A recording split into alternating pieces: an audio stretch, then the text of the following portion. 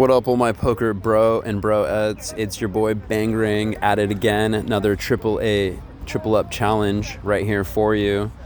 Trying to become an expert at these triple ups. Love them so much. Play them all the time.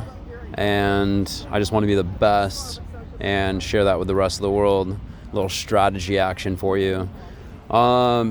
Just playing the essentials. Just showing what I'm personally playing, what I'm dodging, what I'm adding, what I'm alleviating from the situation, just the nitty-gritty, nothing extra.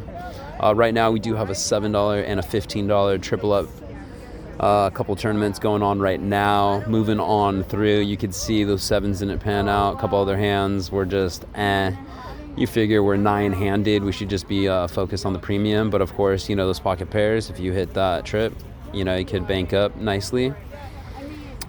Just showing how some of these hands that you might question playing would turn out, like the A7 suited, but a bunch of big whiffs. There's some hands that they just kind of force you into the action. Like if you check the big blind and all of a sudden you pick up a flush draw and the guy min bets like 50, what are you going to do? Are you going to hit that spade draw? Are you going to fold it? This guy bets 50, call, miss, call, you know, bets again. Doesn't pan out. It's a tough spot, you know. Then I finally pick up a nice hand, the pocket jacks, DQ, and I get a little action off the big blind. Hit open-ended, technically, but with 2 overs, so it's kind of dangerously delicious.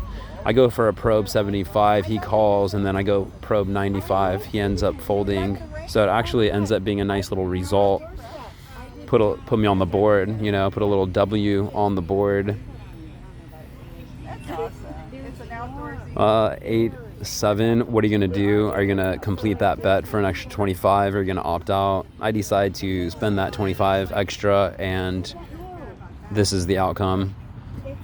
Save and gain, people. Once again, you know, forcing the action. What are you going to do with ace queen under the gun? Are you really going to fold? No, I think all of us are going to get into there, and unfortunately we get action from too much, which would cost us our entire stack, and I think it's just too early. Unfortunately, we're up against kings and jacks. We hit our ace, and unfortunately a king hit, so we would lose a good chunk of that pot. We'd still beat the jacks, but we ultimately would probably even out, maybe score just a few chips. So it really doesn't pan out in victory. Jack 8, what are you going to do against a guy with a bigger stack and position? Probably save your money. A7 suited, once again, you know, just not really getting the results, so I opt out. 8s, what are you gonna do? You know, it's already 50, 100, you got a grand, you know, your M's running thin, so you might as well just battle or take down the blinds. I would hate to raise fold. The same thing with ace king right here in the other tournament. I would hate to have to raise, get called, miss the flop, and have to check fold it or be in a peculiar situation. I'd rather just battle it out right there, maybe with that short stack or a weaker ace if someone has something. Jack 10 suited against that 3-bet, and once again, it's tempting, but you see how easy you miss that flop, and it's worth nothing. But that minus 300, save it, because remember, you only start off with 1,500 in chips, so they all matter.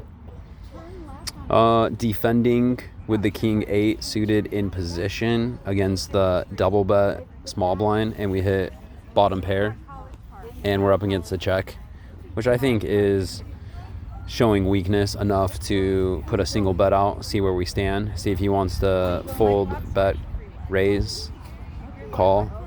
We decide to take that one down, and look at that, in our favor, a king was going to hit on the turn.